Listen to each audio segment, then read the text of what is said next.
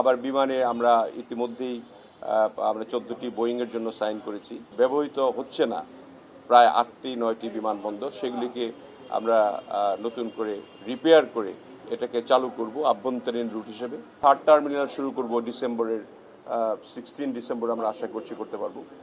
আমাদের অনেক জেলায় বিমানবন্দর রয়েছে, সেগুলিকে কিভাবে অ্যাড্রেস করবেন ওনারা সেই সম্বন্ধে তাদেরকে বলা হয়েছে এবং সেগুলি উন্নীত করার জন্য তাদেরকেও আমরা নির্দেশনা দিয়েছি এবং আমরা কি কি কাজ করছি সেগুলি তাদেরকে অবহিত করেছি।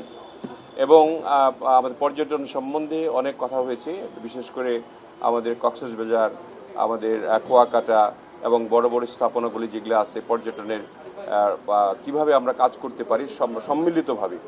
এটা অল অ্যাবাউট আপনার আন্ডারস্ট্যান্ডিং এর ব্যাপার আর কি। আমাদের নির্দেশনা অনুযায়ী তারা যেভাবে কাজ করবেন সেই নির্দেশনাগুলি তাদেরকে দিয়েছি এবং তারা যাতে খুব নিজেরা একটু মানে উৎসাহিত হয় সে ব্যাপারে আমরা তাদেরকে বলেছি যে আপনারা আগের মতো কাজ না করে এই গণতান্ত্রিক সরকারের আমাদের মাননীয় প্রধানমন্ত্রী জনাব তারেক রহমান যেভাবে দেশটাকে দেখতে চান, আপনাদেরকে নিয়ে আপনারা সবাই মিলে একসঙ্গে একযোগে মিলে এই দেশটাকে আমরা একটা কার্যকরী দেশ হিসেবে পরিণত করব।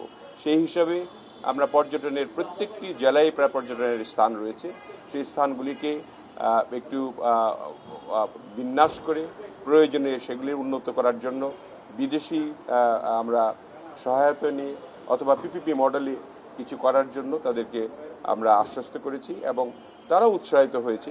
আমরা প্রত্যেকটি জেলার যে প্রশাসক ছিলেন এবং কমিশনাররা ছিলেন, বিভাগীয় কমিশনার, তাদেরকেও আমরা বলেছি পদক্ষেপগুলি গ্রহণ করার জন্য। আমি আশা করি আমাদের এই বক্তব্যে তারা উৎসাহিত হয়েছেন এবং তারা আগামী দিনে এই কাজগুলি করবেন। মনপুরা নিয়ে একজন ডিসি বলেছেন যে মনপুরাটা ভালো একটা পর্যটনের স্থান হতে পারে, সে ব্যাপারে যদি মন্ত্রণালয় কোনো ব্যবস্থা গ্রহণ করে তাহলে ডিসি তিনি সাহায্য করবেন আমাদেরকে, সে ব্যাপারে আমরা কাজ করব, মন্ত্রণালয়ে কাজ করব। বিমানে তো আমাদের পাইলট সংখ্যা কম, আবার বিমানে আমরা ইতিমধ্যেই আমরা 14টি বোয়িংয়ের জন্য সাইন করেছি। আমাদের বিমান বহরটি একদম আন্তর্জাতিক মানের হলেও আন্তর্জাতিক বিমান রয়েছে ঠিকই, কিন্তু আন্তর্জাতিক মানের নয়।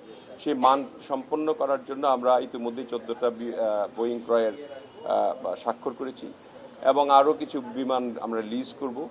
সেগুলিকে নিয়ে আমরা এই বিমানবন্দরগুলি যেগুলি আছে আরও ব্যবহৃত হচ্ছে না প্রায় 8টি-9টি বিমানবন্দর, সেগুলিকে আমরা নতুন করে রিপেয়ার করে এটাকে চালু করব আভ্যন্তরীণ রুট হিসেবে।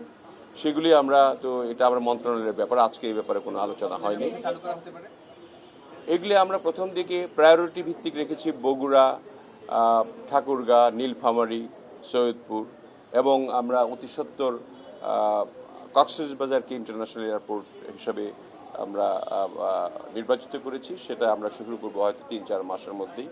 আবার থার্ড টার্মিনাল শুরু করব ডিসেম্বরের 16 ডিসেম্বর আমরা আশা করছি করতে পারবো। সো সব মিলিয়ে বিমান এবং পর্যটন মিলিয়ে যে কথাগুলি হলো, আমার মনে হয় জেলা প্রশাসক বৃন্দ সবাই উৎসাহিত হয়েছে এবং তারা আমাদের সঙ্গে কাজ করবে।